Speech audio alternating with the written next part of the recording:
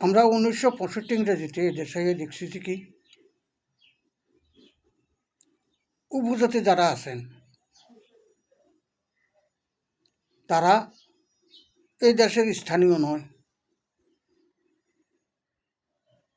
এই উপজাতিগুলো এখানে হিন্দু, মুসলিম, বৌদ্ধ, খ্রিস্টান সমস্ত জাতির লোকই ছিল। আমরা 1965 ইংরেজিতে এসে দেখছি যে কি হিন্দু, মুসলিম, বৌদ্ধ, খ্রিস্টান সমস্ত জাতি ছিল, কেউ কম কেউ বেশি, সংখ্যাগরিষ্ঠ কেউ কম আছিল কেউ বেশি ছিল। এই পার্বত্য চট্টগ্রামের সমস্ত জাতিগুলো, হিন্দু, মুসলিম, বৌদ্ধ, খ্রিস্টান সমস্ত জাতিগুলো ছিল ব্রিটিশের যে কাপ্তাই লেক, কাপ্তাই বাঁধ দিয়েছে, কাপ্তাই লেকের ভিতরে সবাই ছিল।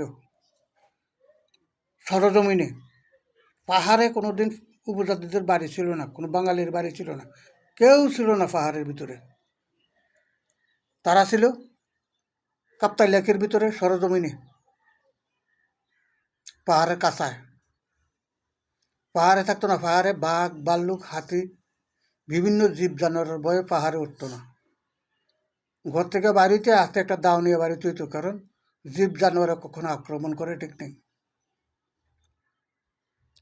যখন কাপ্তাইয়ের বাঁধ দেওয়ার জন্য প্রস্তুতি নিল ব্রিটিশ গভর্নমেন্ট, তখন কাপ্তাই লেকের ভিতরের মানুষগুলো আছে, হিন্দু, মুসলিম, বৌদ্ধ, খ্রিস্টান সবাইকে অনুমতি দিল যে কি তোমরা যে কোনো জায়গায় উপরের দিকে চলে যাও, এখানে পানি হবে, বাঁধ দেওয়া হবে। তখন তারা যায় নাই, যখন বাঁধ দিয়েছে, পানি ওঠা শুরু দিয়েছে, তখন যার যে চলে গেছে ছোটোর দিকে। কোথায়? উপরের দিকে, উত্তর দক্ষিণ, উত্তর পূর্ব পশ্চিম, মানে উত্তর দক্ষিণ পূর্ব যে যেদিকে পারছে চলে গেছে। তখন খাগড়াছড়ি, রাঙামাটি, বান্দরবন এইসব এলাকায় কোনো মানুষ ছিল না, জনবসতি ছিল না।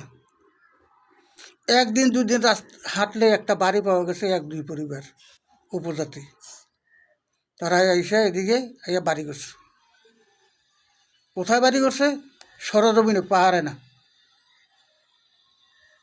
যেগুলা অরণ্য, জঙ্গল, পাহাড়ের নিচে সমান জায়গা যেগুলো, এগুলারে জংলা কাটে তারা বাড়িঘর করছে। বাড়িঘর করে ঘরের পাশে তারা চাষাবাদ করছে।